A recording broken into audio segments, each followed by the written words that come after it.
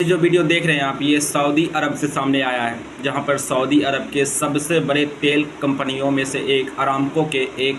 तेल रिफाइनरी ज़ाज़ान तेल रिफाइनरी पर ईरान समर्थित हुती संगठन के द्वारा ड्रोन हमला किया गया है। जिसके बाद सबसे बड़ा सवाल उठने लगा है कि क्या सऊदी अरब की मदद के लिए तुर्की और पाकिस्तान अपनी सेना उतारेगा,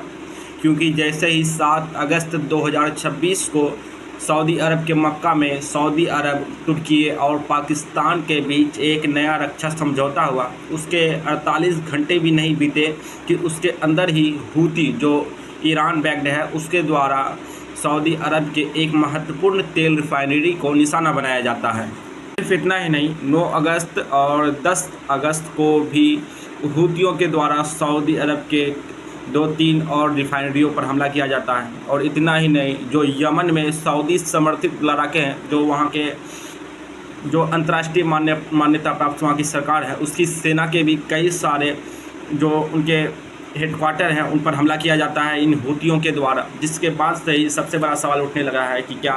पाकिस्तान और तुर्की सऊदी अरब की मदद के लिए आगे आएगा, क्योंकि जब 7 अगस्त को जो रक्षा समझौता हुआ उसके बाद से ना ही जो सऊदी अरब पर हमला हुआ उसके बाद से ना ही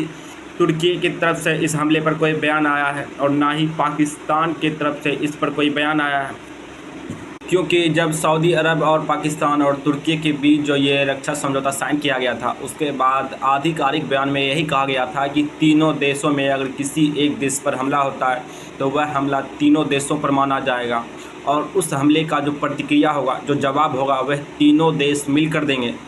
सबसे बड़ा सवाल, क्या ये एक भयंकर तूफ़ान आने की पहले की शांति है?